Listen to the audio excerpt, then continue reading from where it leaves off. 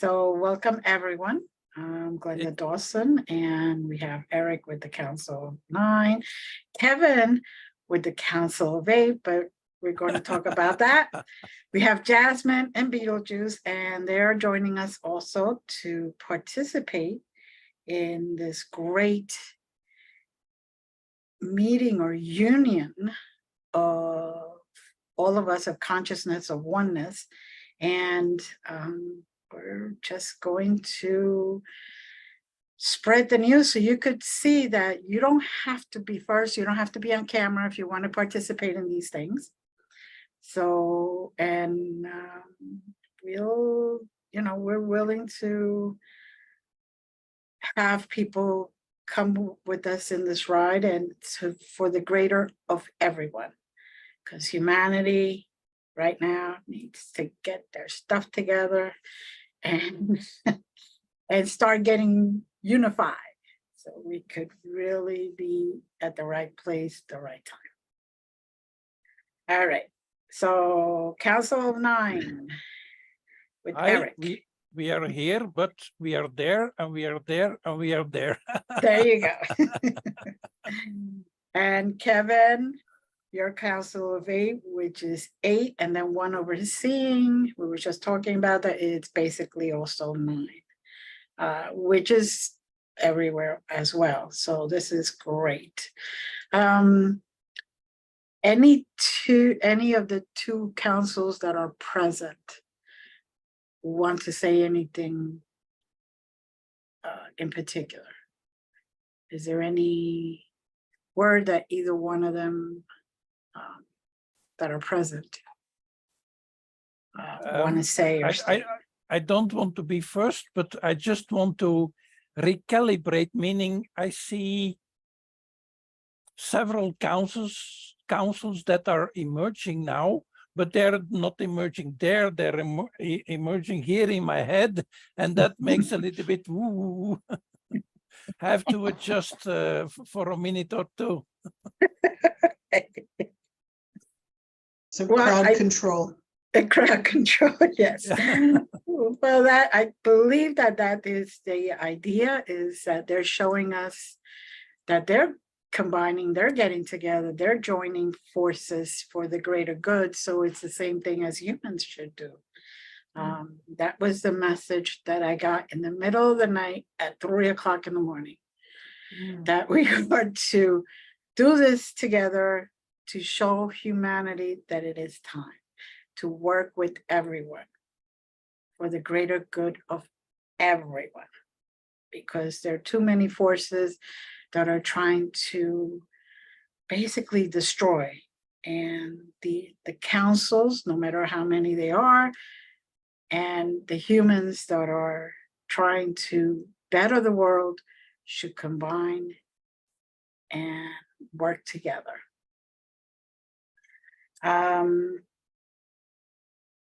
Are you getting anything, Kevin?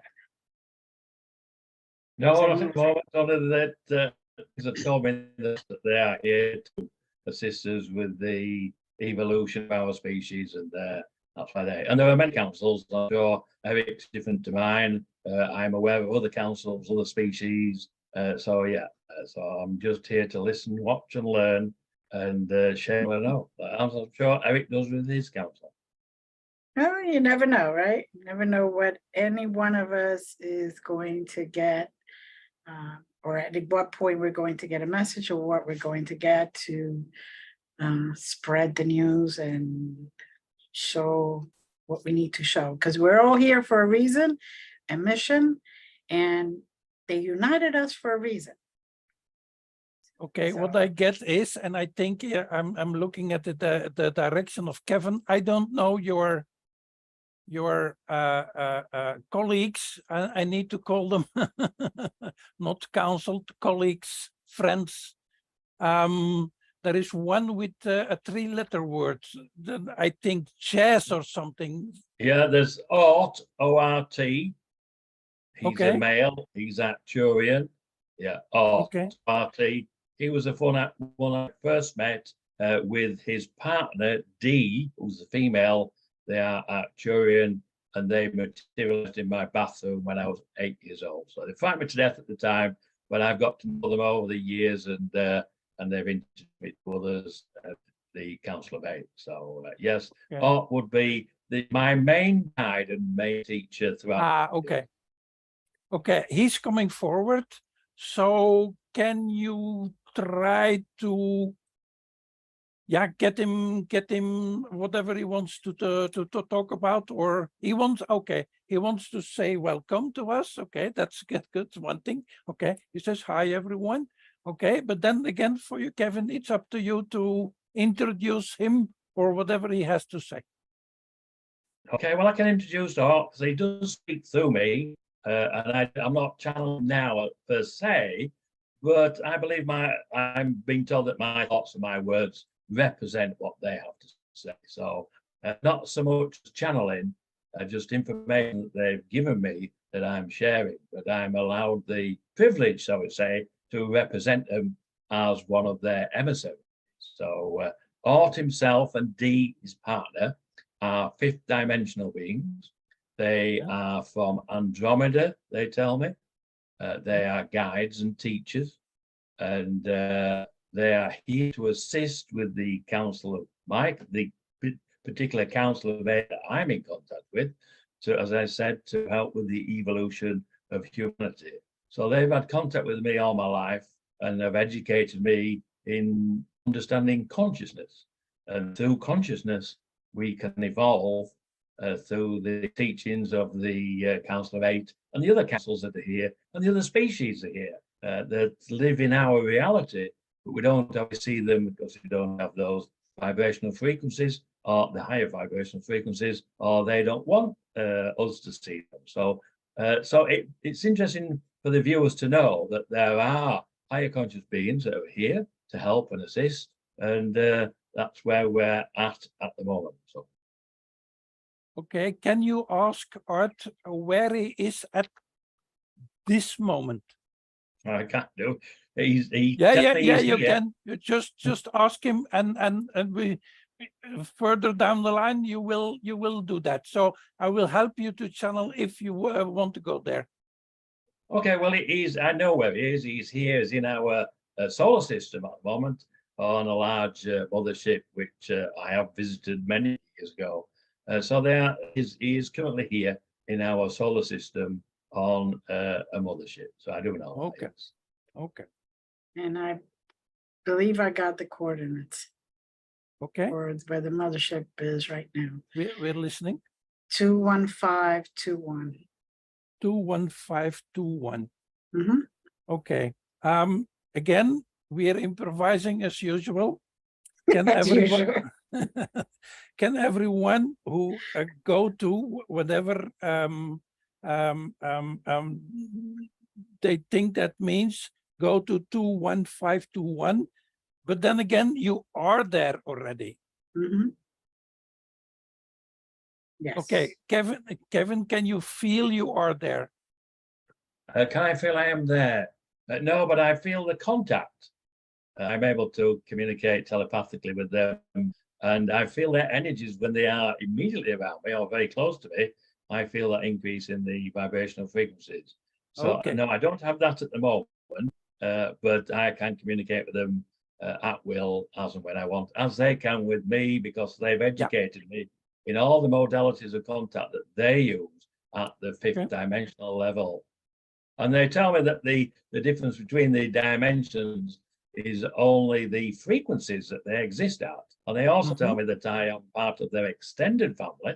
Only my physical is in the 3rd dimension, which is a lower vibrational frequency, and their physical in the 5th dimension at the moment. Okay. So, okay, Jasmine, are you there? Yes. Okay, when you go to 21521, what do you get?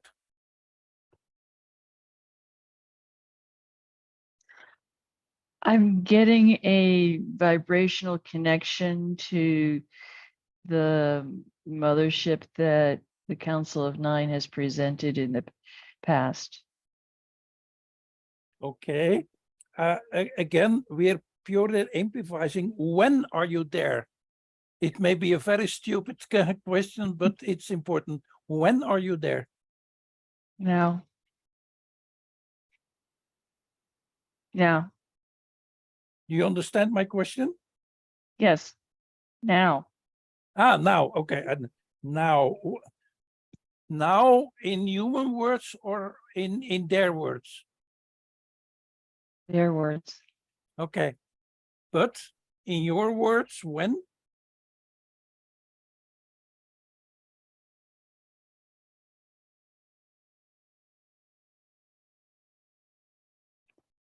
$50,000 years ago. Okay, thank you.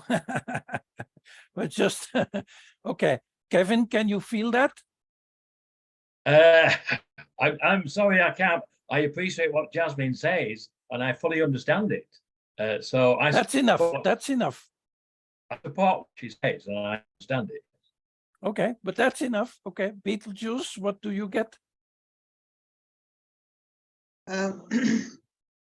When Glenda gave the coordinates, I immediately got the image of the ship being in the asteroid belt and being as big as some of the biggest asteroids that are there.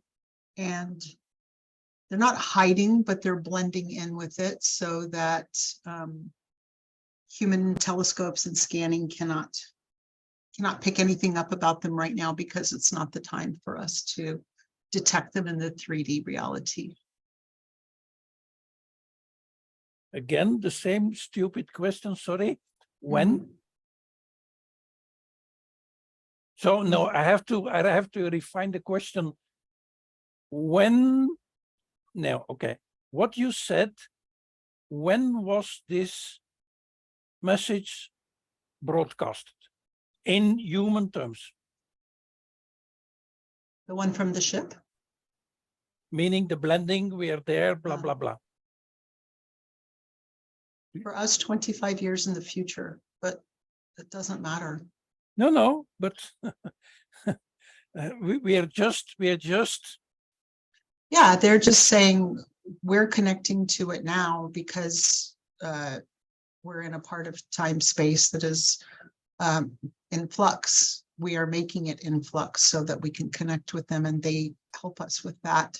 Yeah. So the 25 years is a construct. It's a artificial measurement, but one that our human brains kind of need to have. Yeah. Okay. Good. Glenda, you have something. I have no clue what. I'm in the ship. Okay. I'm in the ship. I'm seeing the whole area around me. They acknowledge that they can be here with us in less than that. And in order for us to travel, unless we travel this way, for us to, or, in the middle of the night or whatever, it will take us 50,000 years to get there. Because first to locate them exactly, and then to be able to get there light years. That is what I'm hearing.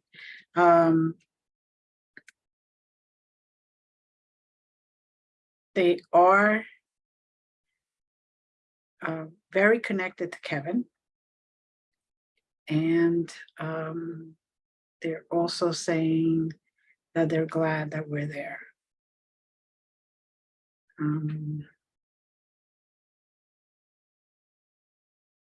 There's,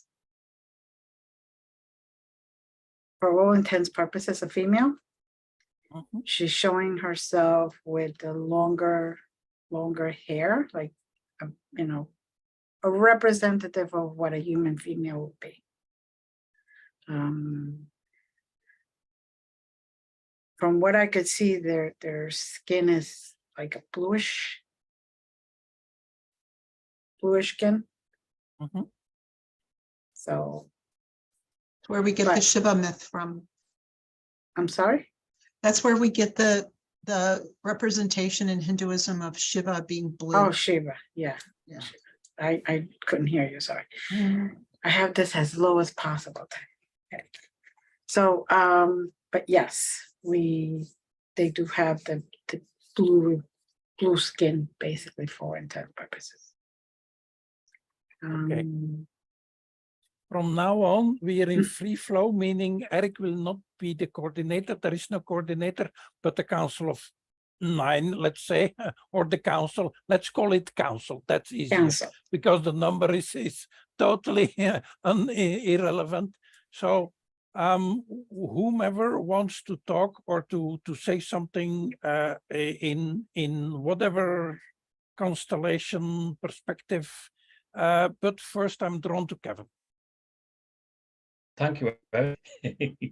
I'd like to support what Beetlejuice said in relation to the flux and what she's referring to as a flux of consciousness that is timeless anyway. So that's nice that she mentioned that. I was speaking with a small group yesterday, and the flux of consciousness, the flow of consciousness came through. So it's interesting that it's come through today through Beetlejuice. So thank you, Beetlejuice, for that. Namaste. Continue. The other thing is that she mentioned the I think the Hindu god Shiva. I asked my Shiva, she spells her name differently, Sheeva, if she was the Hindu god, and she said no, she's a 9th dimensional being. Now I'm not certain whether that is the truth or not. She's very empathic. She's a healer, a great healer, as I believe that I don't know much about the Hindu faith and Shiva herself, the god. But I would suspect that in those ancient times, Shiva would have been looked upon as a god, and the people of that time would have called her a god. I suspect she's one and the same, but I asked her directly, and she said she's not a lie. She said, I am not a god. That's what she said. She didn't say that she wasn't Shiva, the god. She said, I am not a god. So, but I think sometimes with the higher conscious beings, they clearly see things in a different perspective in relation to space-time dimension and the physical realities that we are currently incarnated in. So, yeah. Okay, Beetlejuice, I think. What we would like to say is that many of the deities and gods that are reflected in different human cultures are echoes of previous contact, be it physical or multidimensional astral traveling contact. And these echoes come down. We remind you of the goddess Hathor, also an echo of the Hathor ETs, and how that has come down into the ancient Egyptian mythology or religion. So the fact that the higher beings are not characterizing themselves as God is only because they understand that the octaves above where they reside and operate and exist go on infinitely higher. So how can they be gods when there are octaves so much higher? They said everything is relative. Thank you, Mr. Einstein. Okay. Jasmine? I just got a confirmation that what Beetlejuice just said is accurate. Okay. And as an aside, what Eric is feeling at this moment, he is feeling his left brain and right brain very specific, and it seems to be that his brain is trying to merge here. He said because in that higher dimension there is no a dualistic brain, so it's a funny feeling. Okay, Glenda. Okay, Kevin, yes, she is the same Hindu goddess, but because she does not consider herself a god or goddess, but she is the healer, the motherly guidance woman that existed for us humans. Anybody who was with their gifts opened up or in higher dimensions that decided to come and help us, we consider them gods. And therefore, that's what I get. Well, So, thank you for that, Glenda, because that really gives me confirmation of my own thoughts. I'd asked her directly and clearly questioned what she told me, but that really clarifies it for me. So thank you for that confirmation. You're welcome. It's I think it's fun. We have to. It wasn't that she said a lie; it's that she knows she's not a goddess, but I guess the way we have to present the question has to be very specific, and to get the answer that we are actually looking for, because they know that how to travel through those wordings. Yeah, continue. Yes, there is a special room in that ship.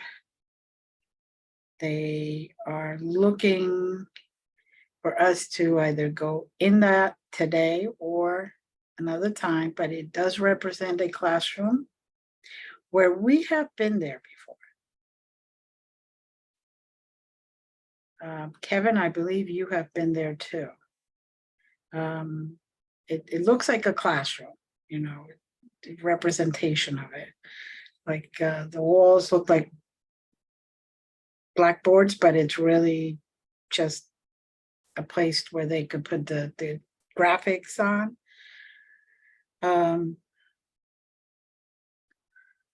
And they're chairs or places to sit for all intents purposes. This is where they take humans or beings from our dimension to learn. I know Marie was taken there. I know that Beetlejuice was taken there. I know that Jasmine was taken there. I know I was taken there. I know a couple of other people that were taken there. I see their, or I feel their essence in there. Kevin, yes, yours was there too. Actually, yours was there. You appear to be like 12 years old, 13 years old. That's interesting.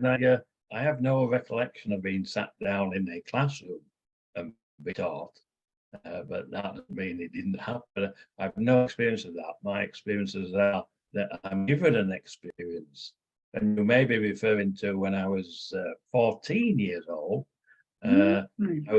I had a paper round, and I was asked by a couple of small grades if there was a group of people who wanted to meet with me.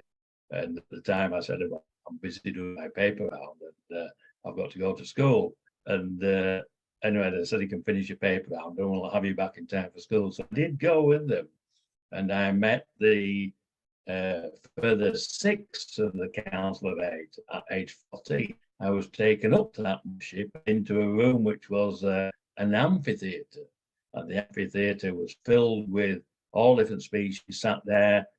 They were being the delegates. I didn't know that at the time, being a 14-year-old boy, but I realised that later that it was a meeting, a council meeting, and the Council of 8 was sat on the table at the front. And Orton D, the 2 I'd met when I was 8 years old, they were the first 2, and then the other 6, and I was introduced to all 8 at that moment in time. I thought it was there to be paraded as a human race of it, but clearly that wasn't the case. That was part of my education. So that might be what possibly you're saying, but I have no recollection of being sat in a classroom. I know others have that recollection, and it's quite common with experiences, but I personally haven't had that, no. But it's interesting that you're very close to the timeline, my age, when this communication occurred. So yeah, thank you. Okay. Thank you for confirmation. Okay, right. we're kind of, maybe some people have to say a little bit, but then within a few minutes, we are invited in the class and to start the class. Okay.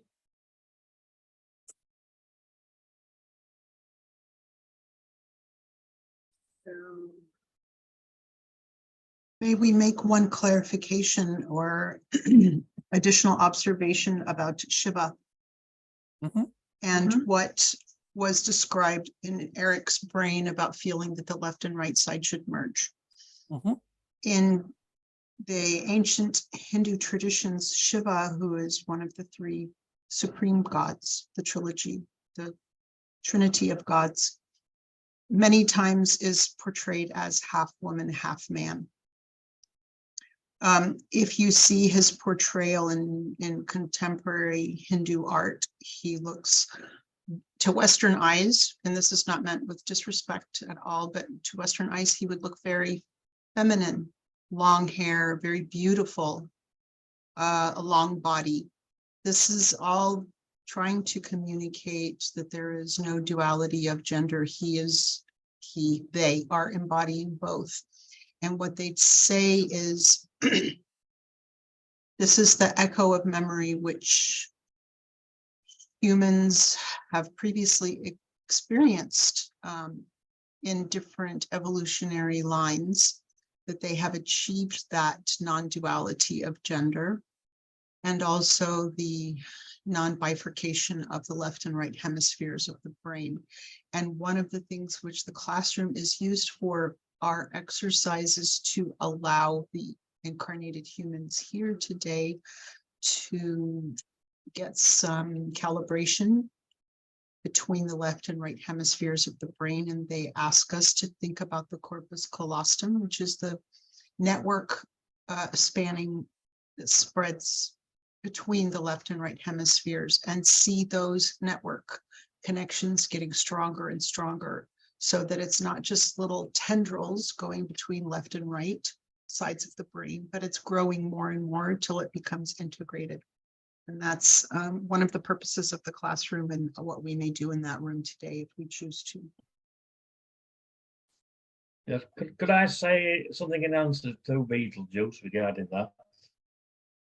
Mhm. I think, Yes. okay, thank you. I think it's fascinating, really. Again, I was speaking to another group yesterday, and with what Beetlejuice there says, with the tendrils reaching out, I've had now 3 confirmations of these tendrils of energy reach out, and it's no coincidence. I don't think I've heard that word before, and within a couple of days, it's been mentioned 3 times now. So again, that's confirmation of information that's coming through using the word tendrils. So quite fascinating, really. And coincidentally, I get lots of confirmation in different ways. I watched a very old Voyager episode the other day, and in that Voyager episode, there was this energy source, and it had large tendrils, energy tendrils, and it was seeking others that they had lost. So really, there's quite a significance there. If you look into the connections of energy, tendrils, and I say I'm 69 years old. I don't think I've ever talked about tendrils. I don't know what they are, but within 2 or 3 days and meeting 2 or 3 people who are all connected to our higher conscious beings, they are coming into our conversation. So thank you, Beetlejuice, for more information for me. Thank you. Mhm. Jasmine? The last few days or few nights before sleep, I've been having a sensation of, with my eyes closed, motion between, moving constantly, and yet not uncomfortably. And I'm getting a confirmation that this is the process that is happening, whether we're in a dream state or conscious state.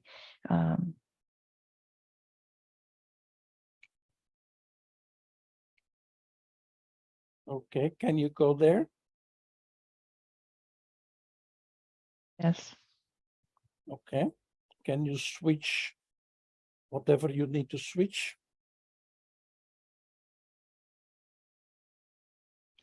Yes. Okay. what is happening? Try to explain what is happening.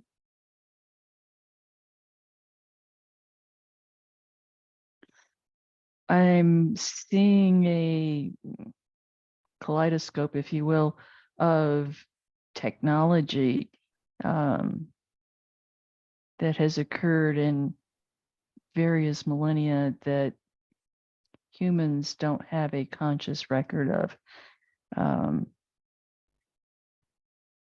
And it's vast and endless in nature. I think the reason for revealing it is that humans pride themselves in all their knowledge and all their scientific wherefore, and it's dust by comparison. We have a great deal to learn. Okay, what I see is also that an unsaid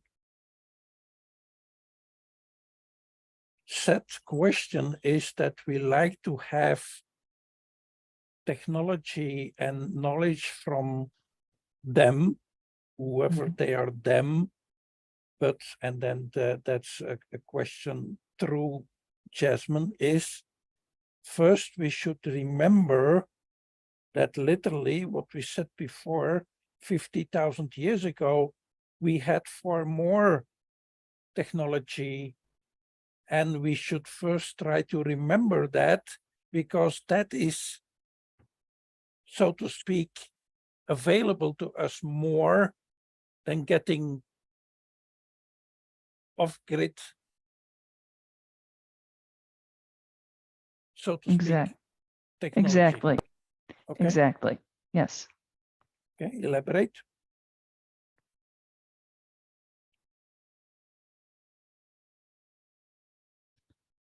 One of the things we are to learn within this classroom is indeed the key to unlock many of these technologies. As we develop a web of healing throughout the cosmos, we will develop the keys to unlock this for those societies, those entities that are aware enough to be able to create and use them in the present dimensions that they are. Okay, I'm not sure. I see both. I see all three possibilities. Kevin, Glenda, Beetlejuice, whatever. Well, it's interesting that again, Eric and Glenda, Beetlejuice, that Jasmine has just given me more confirmation. Perhaps that's why I'm here today. I'm not sure. Glenda invited me, and I'm finding this fascinating, really. But what Jasmine has told me, I'll just explain, not particularly for me, but the fact that we have reached our current level of technology in the past and beyond that, and destroyed ourselves, destroyed our societies. And we're in danger of doing that again. But we're currently at a position of new technologies that we are developing through the assistance of our higher conscious beings in relation to healings, the scalar light systems in relation to healing, the quantum healing using thought and consciousness at the quantum level, manipulating, using thought and consciousness, our own cells to heal. And the only reason why we have the disease is because the vibrational frequencies of the individual cells are out of sync. And if we can get them back into sync, then we heal the disease. The new medicine of the future will be sound and light frequencies. And we're already seeing that. And it's interesting that Jasmine has mentioned that. And I've been slightly down that path. Again, just recently, I've been introduced to the scalar light frequency healing, the quantum healing, and another source that I forget now. But it's fascinating that Jasmine's getting that information now, you know, so it's coming through to her now that this is happening, and I'm already aware of it. So again, thank you, Jasmine. You're welcome. Okay, before we continue, just a reminder, and that's why we asked that, and it's Sheba here, that in fact, the technologies you are looking for, you had already 50,000 years ago, and you will fully introduce them and integrate them in your society, whatever society you think that will be within 25 years. That's why those two numbers came up, because try to understand how time works. And again, we are in non-time, we are in all time, we are now, so to speak. But in linear time, again, it's very difficult to explain in human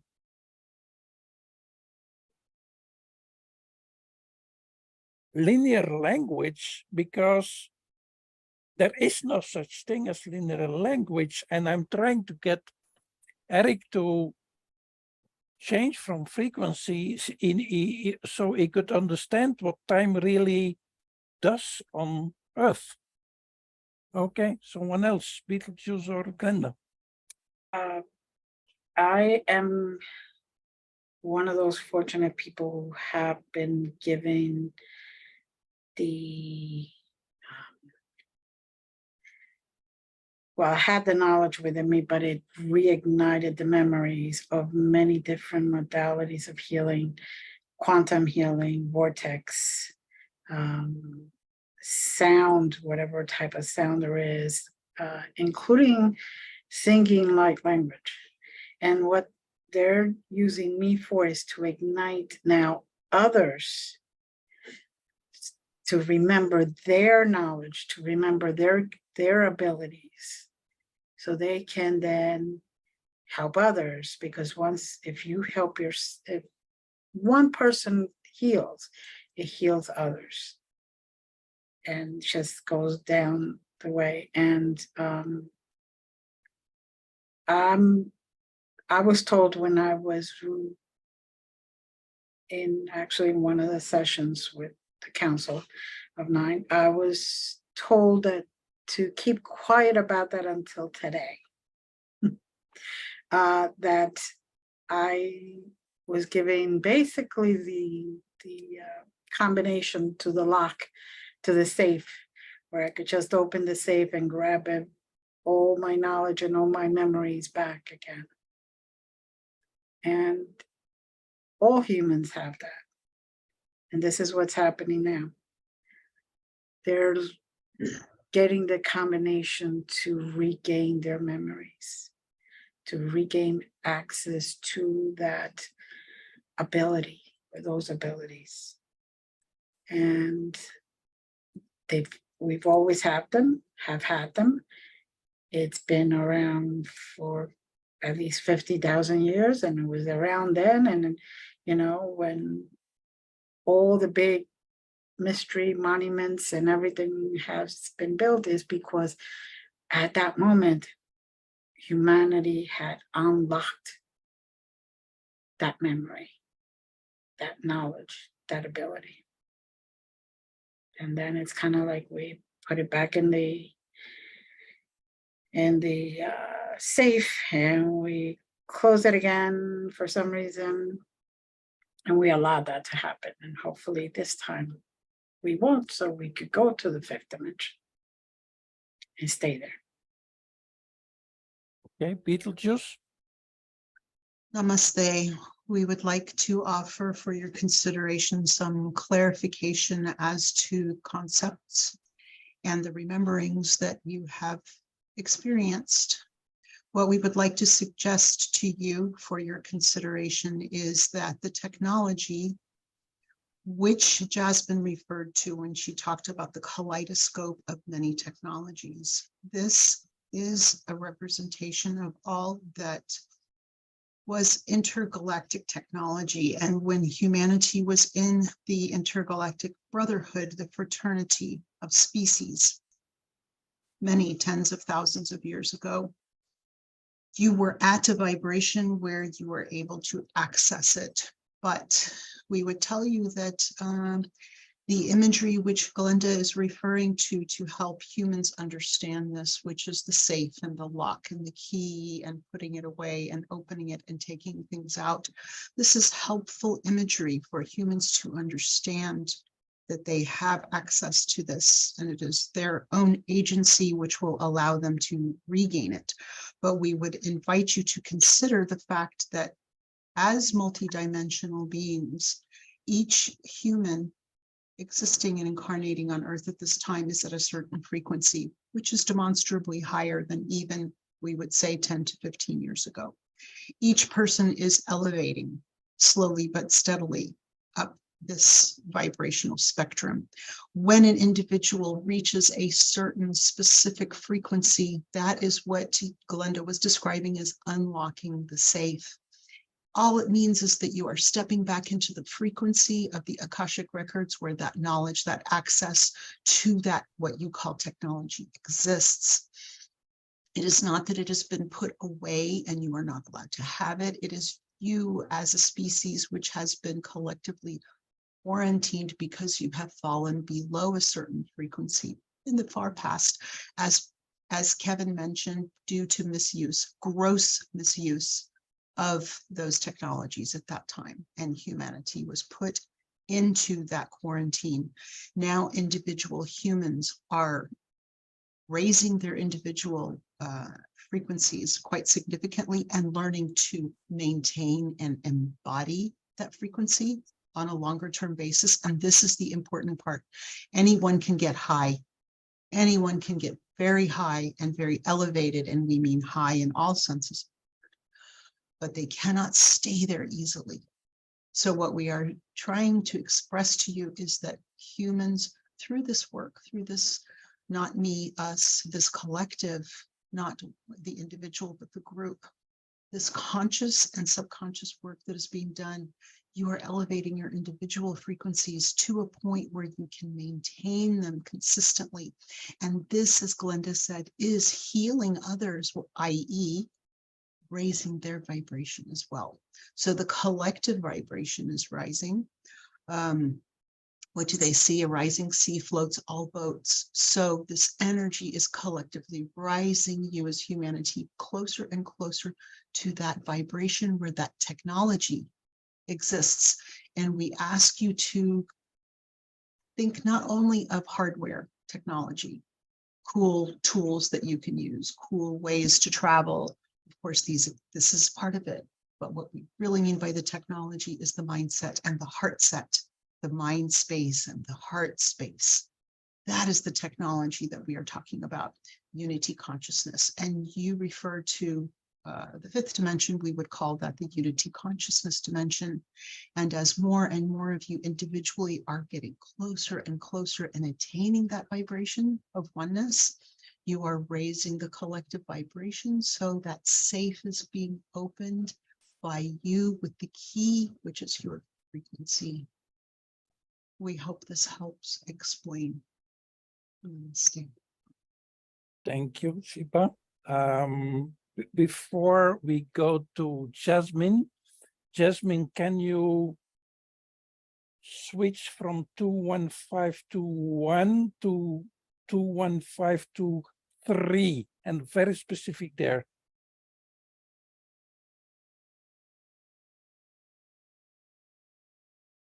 Yes. Okay, what is the message we are getting from there?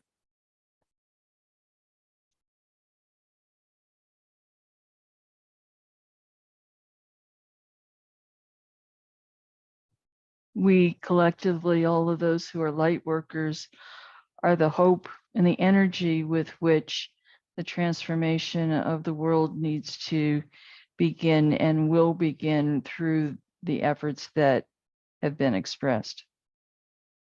Okay, thank you. Can you see that a kind, I will call it technology, it's not a technology, it's more kind of a vibration that's coming from that certain energy point? I feel it, yes. Okay, can you allow it to emerge?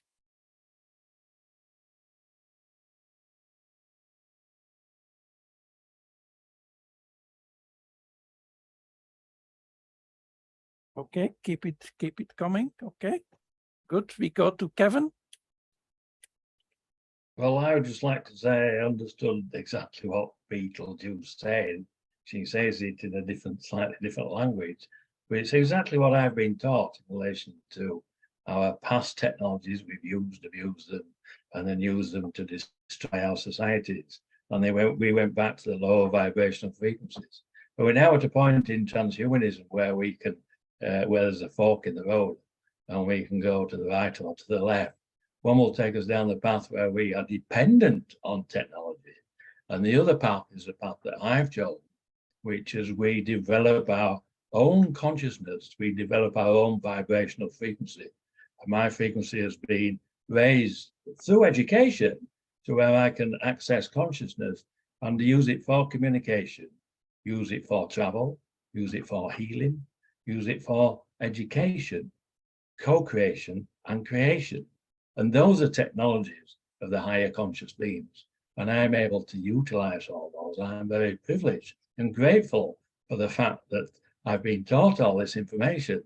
When I still think it's fascinating that Beetlejuice says this in a different language, but I understand it and have the practical expertise in using consciousness in all these modalities. But I believe that's for a reason why I've been educated to their level of consciousness. When I say their level, I mean the higher conscious beings or the Council of Eight who I work closely with. So again, thank you, Beetlejuice. Okay, thank you, Beetlejuice. Thank you, Sheba. I think we are switching back to Art. And I'm not sure. Okay, we are slowly getting away from Sheba, and we're getting more. So, in my perspective, the teaching is done for today, but Art wants to wrap it up, something like that. So, anyone who wants to say something? Well, I would like to say thank you. It's been a great privilege to be here. I haven't done this before. I found it fascinating. I've had lots of confirmations. And when Glenda invited me, we normally go out on a Friday evening and I wouldn't be able to. But I've just got 2 new puppies, and we have puppy training at the moment. So I was unable to go out. So I was able to attend. So, and it's been very educational for me. It's nice to meet like-minded people, and Art says thank you as well for sharing the information that you have. And I'm sure we'll all meet again. So thank you, everybody. Okay, Beetlejuice. We too are very glad for this discussion today. What we would suggest humbly for your consideration is when you speak of the high beings, recognize that you are also speaking of your own higher selves and oversouls. So you are not small children peeking through the chain link fence from the sidelines into the very exciting, beautiful playground where all of the other beings are. You are actually, one aspect of you is that child looking in wistfully, waiting for permission to come in. But other aspects of you are the ones playing on the playground joyfully, freely, collectively. So what we ask as a parting consideration from our side is for you simply to see the you on the playground, the high selves, those higher beings which are also you. Find yours on the playground. Learn how to more easily connect with that higher you, and avoid the human tendency of feeling inferior. You were quarantined for a reason, but you are raising yourself up, and this is not a small achievement. See your oversouls, see your high selves. You are them, they are you. Namaste. Thank you. We, the Council of Nine, is changing now to the group, and we feel privileged to have been invited by Kevin and his colleagues on the Andromedan ship in the classroom with Sheba and Art.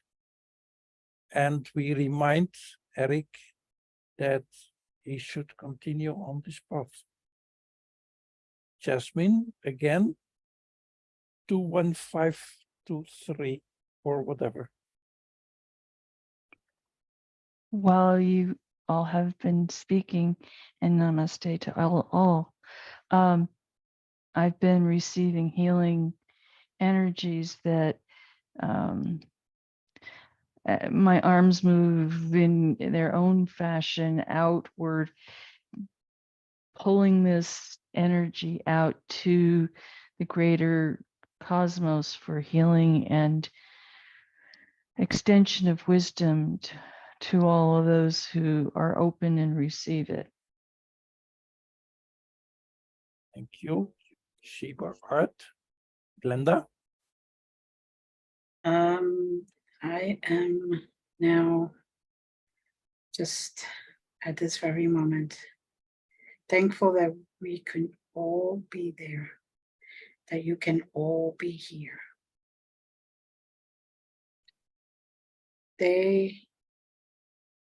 We are all the same. We're one in consciousness, we are one in all in one.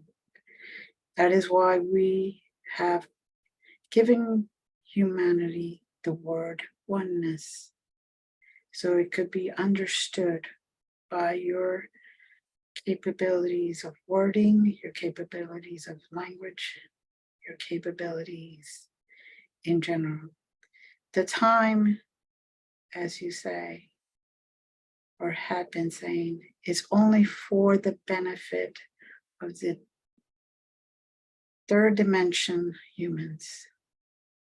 As soon as humans are able to elevate to the fifth dimension, time is not a consideration any longer. Again, we are you, you are us, we are one. Thank you. Thank you. Close the recording, but don't leave yet.